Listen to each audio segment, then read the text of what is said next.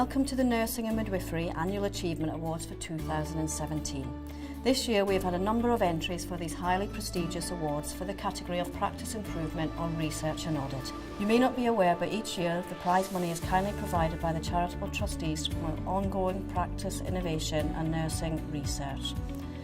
This year the standard of entry was very high and received from all areas of nursing practice in both community and acute settings. 5 individuals were lucky enough to be shortlisted and presented their work to a judging panel which comprised of Helen Lamont, the Nursing and Patient Services Director, Liz Harris, the Deputy Director of Nursing, Sue Brent, Head of School at the University of Sunderland, and myself, Elaine Coghill, Trust Lead for NMAP Research, Education and Practice Development.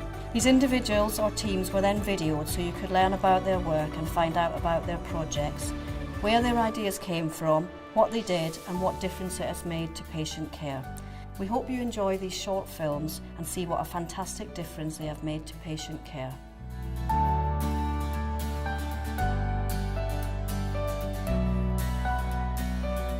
So our project was about interprofessional learning at handover, whereas historically a lot of healthcare would be predominantly uniprofessional, so you'd come in the morning and a group of nurses would take handover, or a group of doctors would take handover. But now there's a big drive for everyone to come together and get handover so everyone knows what's going on.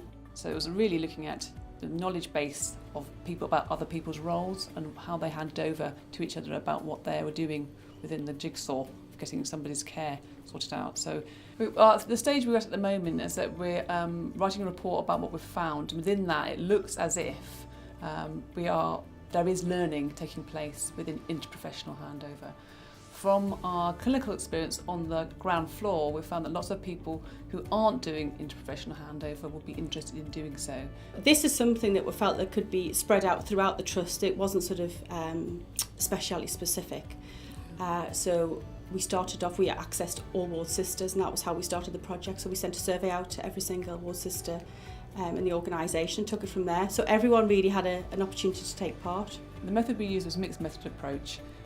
Initially, as Claire said, we started looking at surveying the whole of the both sites, RVI and the Freeman, to find out what kind of handover was actually happening on the ward. When we're in the focus groups, for example, one of the things with regarding learning was there was a consultant that had come from Europe that had absolutely no idea what an occupational therapist did until she started participating in interprofessional handover. And then we also had students, and they found that they hadn't had much training in their formative part of their courses about what other people did. And that was quite important for them to understand what different people had on the roles in the ward. But I think one thing that stood out for us was that even areas that didn't participate in interprofessional handovers, everyone seemed to want to do it and that they felt it would benefit the patient. Many of the scenarios we came across were that a patient would be told one thing and then another professional would come along and change it.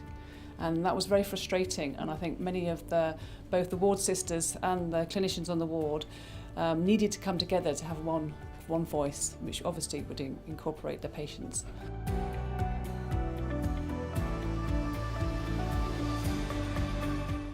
We've just developed a dementia pathway almost for people who have just been newly diagnosed, so that we have a uniqueness really, because we have a geriatrician and we have a mental health nurse coming together and working constantly with those people. It started by visiting Dr. Allen's clinic, which was a memory clinic. So I thought, well, maybe we have a unique opportunity here to get me working alongside Dr. Allen, who's a geriatrician, me being a mental health specialist. Maybe we could work something that would work. So then I started to attend the clinics, and when someone's diagnosed, they come and see me straight away. And what I do is I show them the brain now. I've got a brain that's drawn, and I show them their particular illness, what's going to be affected.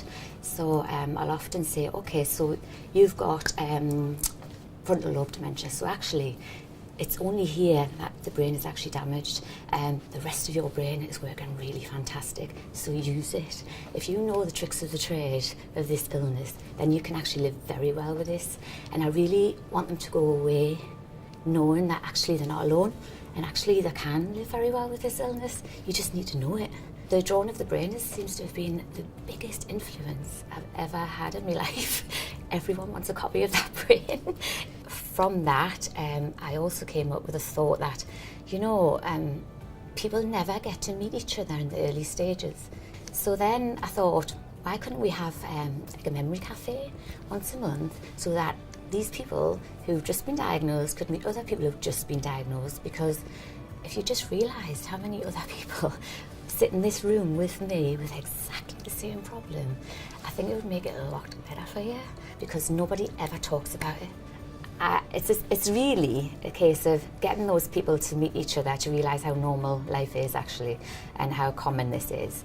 But it means that carers get to see other carers and meet other carers and actually exchange the stresses of their role, because it's the 24/7 role, even in initial stages. And it also means that other people who have just been diagnosed will meet each other. They will meet each other and they'll be able to say, do you have hallucinations? Because I do. And that's okay, because the amount of people who experience hallucinations but won't talk about it. And it's just a very unique opportunity that we've had to get together, and it's just worked so well. It just makes sense, because when you work with older people in general, mental and physical health are intertwined.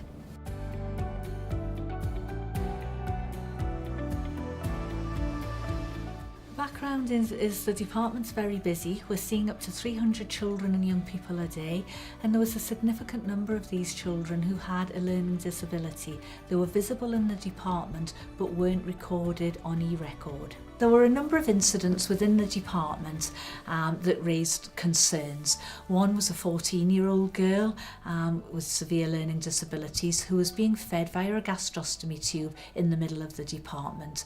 Her mum didn't want to leave in case she missed her appointment, and she also felt everybody was staring at her.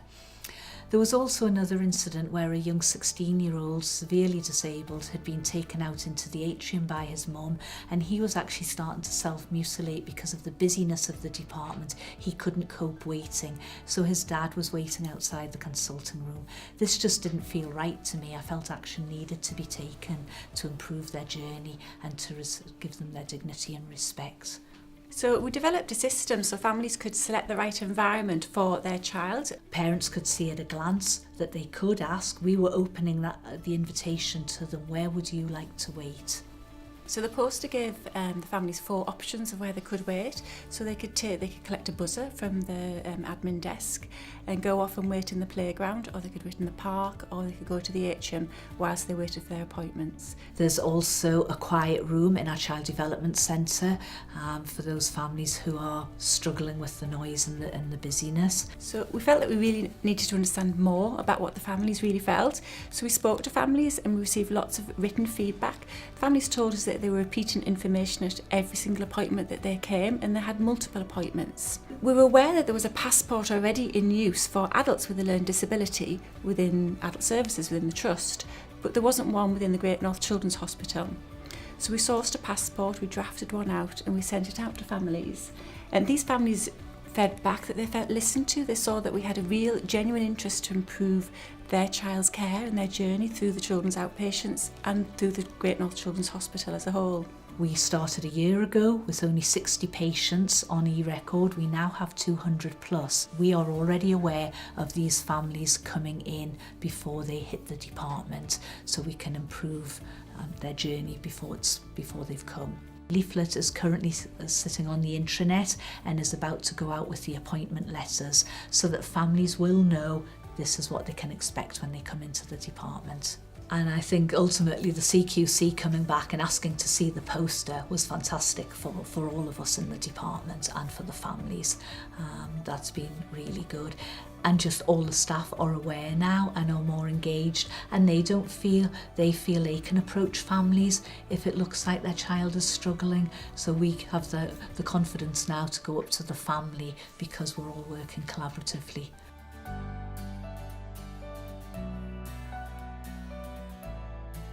So the idea of the project, it was all based on tracheostomy, laryngectomy care in the hospital.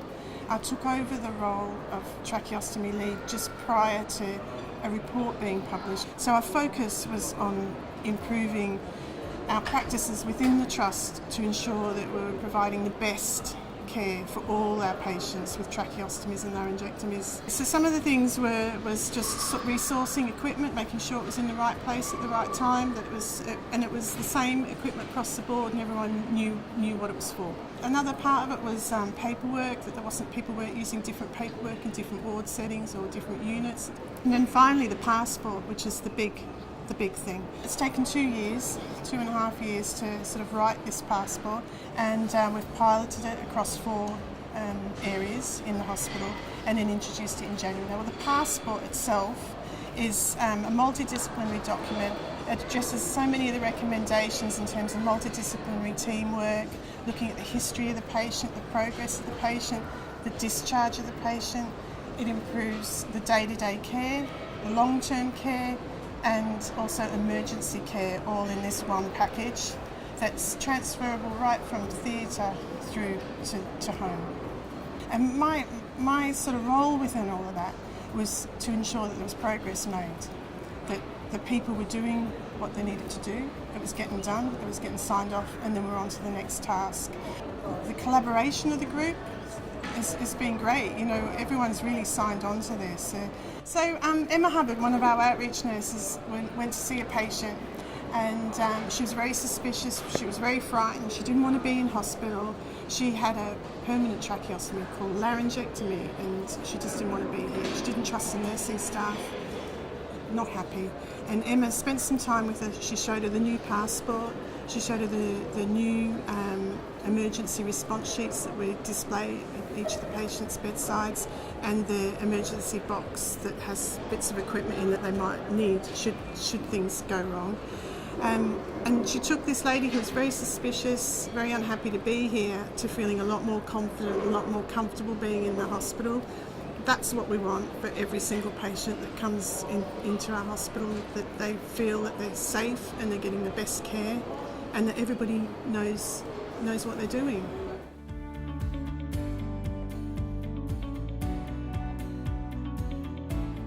Feedback from patients was identifying that they didn't know much about TB, and what it also identified was that patients had been to their GP several times before they were actually referred into the service. So we looked at the NICE guidelines, and that said they were trying to reduce the patient waiting times to diagnosis for TB. So that's really where the idea came from for the project. One of the things that was identified by lots of patients is that the communities don't know anything about TB, and how we could access those areas to try and do some health promotion and to get people to understand that TB is still a problem and is actually on the increase at the moment. We looked at our clientele, the areas, the hotspots of where TB was, and we literally went in to raise awareness of TB within the community.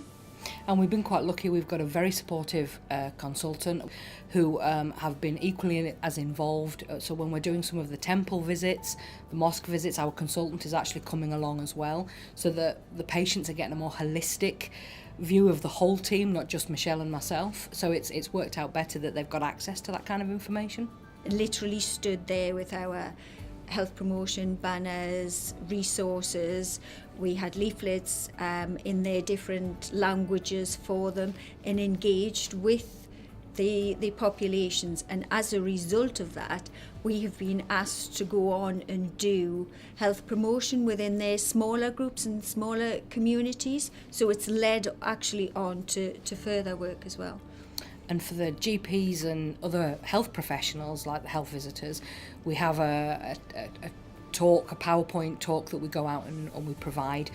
We work cross-boundary with other TB services throughout the country, and that will all benefit the patient in the long run, because the service will be faster, they'll get a better service, they get a higher level of education, because we all work so closely together. So it's definitely a positive point. From a statistical point of view, the northeast of England, we're doing very, very well with reducing our diagnostic time in comparison to the rest of the UK. I think the rest of the UK is 28% and we're down to 18%. So we are making a difference by being out there and making sure that people know that we're here as a referral service. People need to be aware of what the signs and symptoms are in order to halt the progression of TB 3,000 years on.